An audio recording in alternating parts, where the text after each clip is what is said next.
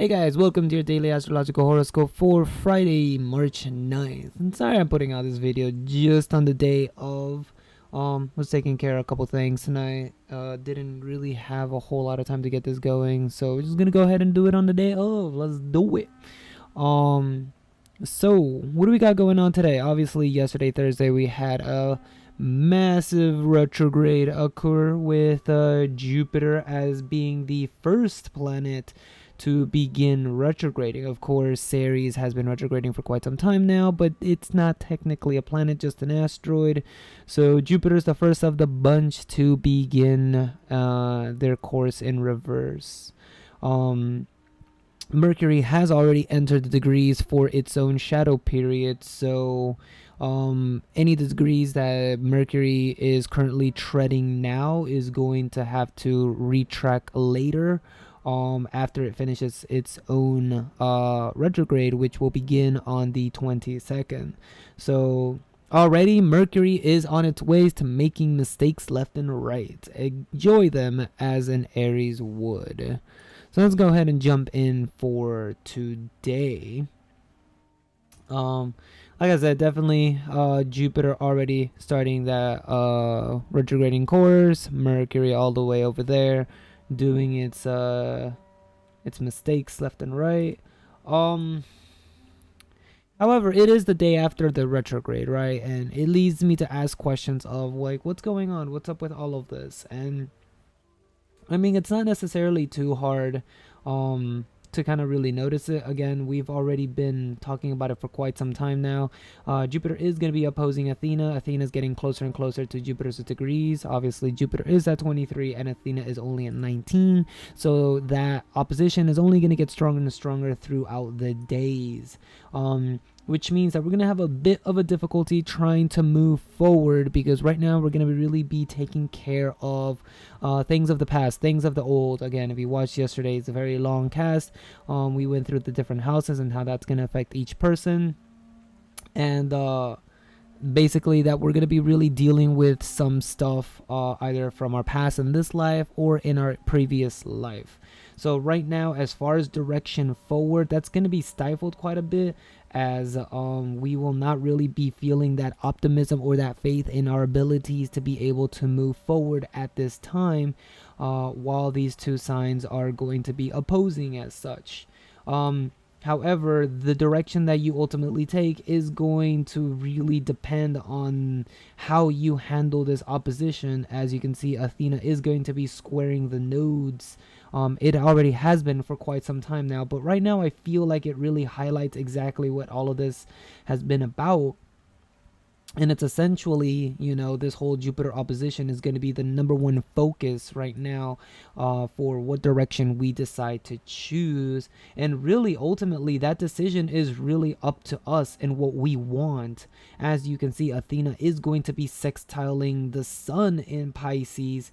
So whatever convictions and ideals we set out to want to do and, you know, want to pursue, that's the direction we're ultimately going to choose. And again, do we have the faith to be able to go down that path? Do we have the optimism that we're able to go down that path, right? And these are only some of the questions, and of course more, that we really should be asking ourselves of what we want to be doing with our life, if you're not already on the path that you should be on, of course.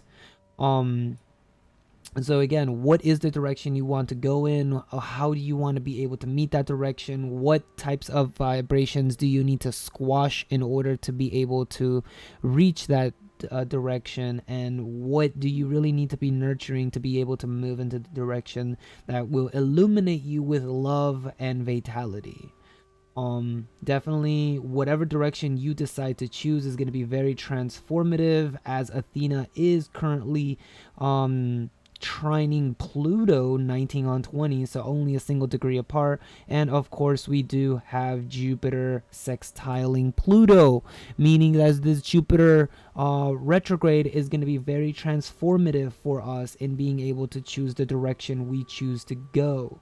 So Again, this is only the first day of the next 4 months of how, what direction we want to go in. Are we staying committed to these directions? Are we using our time and energy wisely to be able to get out of situations that are bad for us that we may be in, or getting out of, things we're not supposed to be doing because we have other things that we should be doing, right? As you can see, Mars is at 25 degrees and it is conjunct the moon. So today you're going to definitely get some downloads of what actions you should be taking, or even actions you shouldn't be taking, right? We definitely have a number of aspects with Saturn still sextiling Juno, and both of them creating a yacht over to Ceres. This has been going on for several days now, and it's not going to be breaking for a couple more because both of these placements do move rather slowly. Of course, Saturn moves even slower than Ceres does. We do have Mars squaring Chiron today, and it's only at 25, so this is only going to get stronger for the next several days here. But definitely be careful with the actions that you take, because they could end up resurfacing old wounds, old pains, old karmic lessons, right? Again, we're going through a Jupiter retrograde right now. Our direction is being stifled. Mercury is beginning to make mistakes. It does not surprise me in the slightest that Mars would be squaring Chiron right now, because this might be the catalyst to set off this perfect storm, if you will. And having our emotions be on top of our actions, we're definitely going to be either very emotionally invested in the actions that we are either going to take or have been taking, or we're going to be emotionally shooketh by the actions that will need to be taken. Right? This isn't a moment for you to be showing emotional weakness as much as this is a moment that you will discover your emotional weakness to the actions that you take. So the lesson here is to be more comfortable with the actions that you are taking, and if you are not taking the actions that you feel that you are emotionally satisfied with, then you need to do so and shift your gears until you realize that, oh yeah, this feels like what I should be doing, because if not, you're just going to be stabbing yourself and stabbing yourself and stabbing yourself. And I know there's a lot of guys out there, a lot of girls out there who are definitely sticking to the status quo. Definitely, they may be hearing the message, but not necessarily acting upon it. I understand. I mean, we're dealing with Chiron here. We're dealing with Mars squaring Chiron. It's not easy to change things overnight. That's why Uranus here has been so involved in a lot of these aspects, including aspects with Saturn, aspects with Pluto, aspects with not so much, but a little bit with Jupiter in a way. Again, it's not a exact opposition or anything like that. You can think about it as a bit of an inconjunct as well, though. So again, there's a lot happening, and the way that we go about it is the way that things are going to unfold. So we've been given a lot of opportunities. Like, if we look back at the last several weeks, if not months, we've had since the beginning of this year, it's a wish-making year. It's a wish-making year. This is a year where a lot of things can actually just happen. Just like, boom. You didn't even know you wanted to manifest something, and all of a sudden this is the best thing you've ever manifested. Could also be the opposite if you've been attracting lower vibrations, of course. But again, you have the opportunity to make your ideals a reality by sticking and being committed to your ideals, right? Juno is in Pisces right now. This is commitment. I was recently watching Digimon Cross Wars, and one of the antagonists of the show, Bagramon, is very idealistic about his goals. They may not be the best goals. They are definitely goals that cause a lot of pain and suffering for the citizens of, the digital world. But for the most part, they are ideals and goals that drive and fuel the actions that he takes in the direction that he goes with throughout the show. So, you not necessarily saying that you gotta be evil like him. You can definitely take the Shoutmon route of, wanting to be the Digimon King, wanting to be the star, wanting to be that leader for others, right? Your commitment here is going to be what will help you manifest things, especially because of that sextile with Saturn. There's a need to stick to the things that you believe in. And I don't want that to sound such like a broken record every time, but it's so painful always being aware of people who are like, yeah, no, I believe in this and I stand up for this and I like this and I think we should all be doing this, and then take zero actions to actually be able to manifest their own ideals.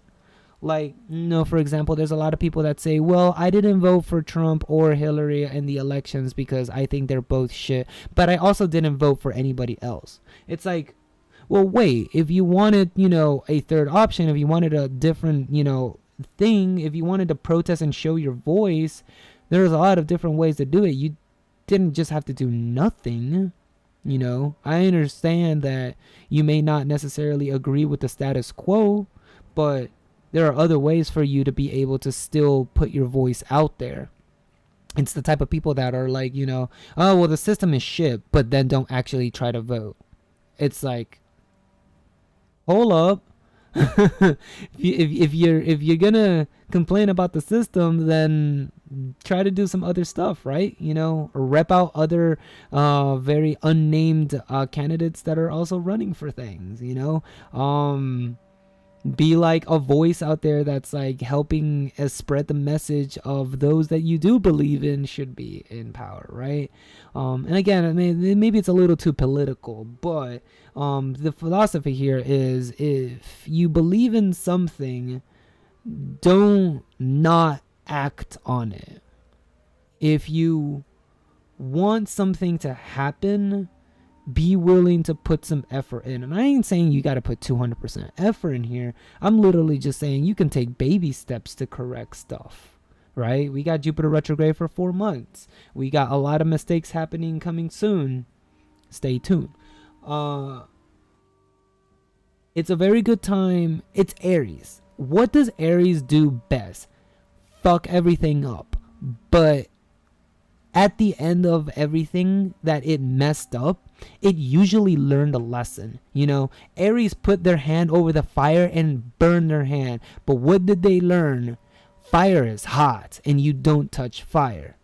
You learn a lesson. You have a space to be able to make mistakes and not be penalized for it.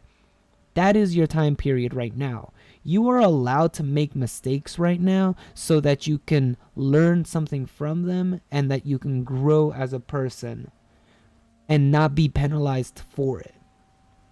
So I'm not saying that you should go out there and do the worst possible thing because you're not going to be penalized for it. That's not how it works. Of course, this is all for being able to help you become a better person, being able to help you to be closer to your ideals that you want to be able to reach. This is a time for experimentation. This is a time for trying out new things, new ideas, to really being able to meet the ideals that you've been wanting to go to. Because again, the sun is still in Pisces, and yes, it's ending cycles, but it's also showing us the ideals that we want. And with all of this energy in Aries, it's a very good time to start things. And again, they don't need to necessarily take off. These aren't going to be plans that are going to still exist in the next 10 years. These are just experimentation moments. This is kind of like a beta testing. That's kind of what we're really in right now. We're in the middle of a beta testing. So when Aries hits, the game is officially out and things begin. So as for today in general, just know that your actions will be emotionally tied. Whether it's your actions or the actions of others that you're in the presence of, you're going to be you're going to feel something make sense emotionally, and they may not necessarily take you in the direction you want to go. They might trigger your, pains of this lifetime or past lifetime, or they might be something that just completely changes the landscape. But keep an eye out on what people do and say, and how they go about their topics, and what is your reaction to them. What are your thoughts about them? Because with all of this energy being in Sagittarius, this is about the experience. This is all about the experience. What are you gaining out of this? What knowledge are you acquiring for the experience that is happening? This isn't necessarily that anyone's going to be at fault, as much as we're all going through something that we need to acquire a bit more experience on. So let that be the lesson of the day. Of today is the beta day. Well, not just today, but we're still within that beta phase, and today we're gonna get a bit of some downloads on those actions, on those very Martian energies. So hopefully this has helped you guys out. And we're running a little bit over time. We got 16 minutes. Wanted to give you guys some extra time for coming out a little bit late with this video, but hopefully that helps you guys. I really do appreciate you guys coming out and tuning in. Definitely something really awesome. I'm just gonna rep out the whole Mercury and Venus videos and Aries. Definitely check them out if you haven't already done so. They are taking a bit more importance over the daily videos, just because they are kind of really important. Again, if you haven't seen the Jupiter retrograde analysis, check that out. Find out where Jupiter is going to be transiting in your natal chart, and see how Jupiter is going to be affecting you personally. With that said, thank you all for coming out. Really much appreciate you guys' support. As always, stay safe, stay positive, and I'll catch you guys on the weekend cast. Peace.